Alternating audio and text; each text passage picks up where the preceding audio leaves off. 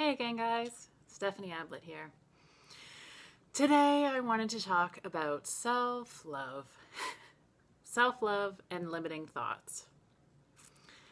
So I'll start off by sharing that I used to have the most limiting thoughts ever.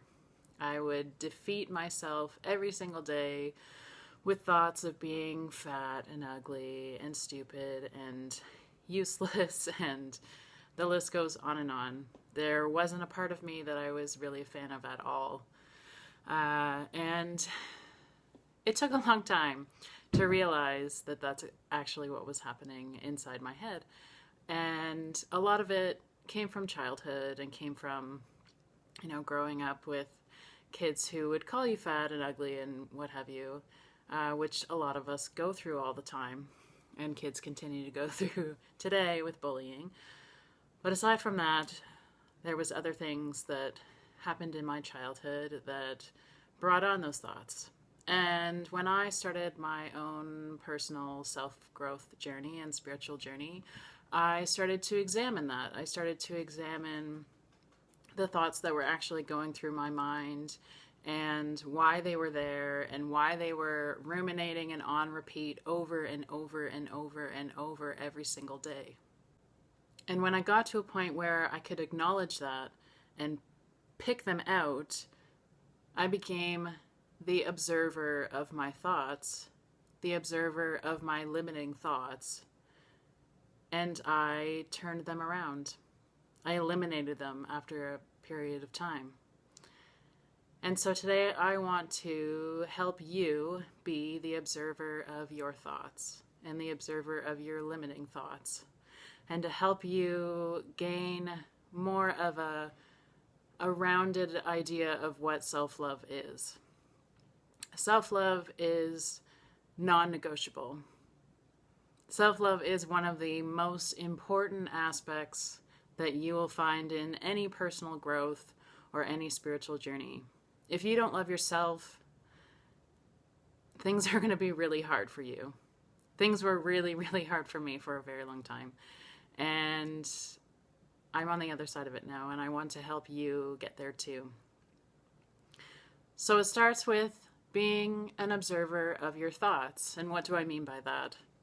It's almost like being a second version of yourself in your brain. There's the thoughts that happen over and over that are the ruminating thoughts you have every single day that people refer to as your monkey brain, that you can tap into and become the observer of.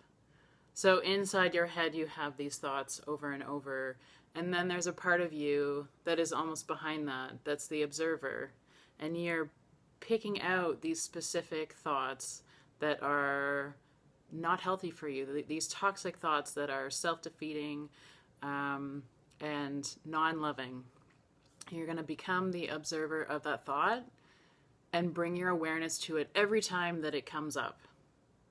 And you'll begin to notice how often you think these same exact defeating thoughts. And as soon as you bring your awareness to that, you can change them. You can flip the direction of them and flip the wording and flip the types of thoughts that you are having over and over again to ones that are more loving and compassionate, the ones that are actually going to help you love yourself and succeed.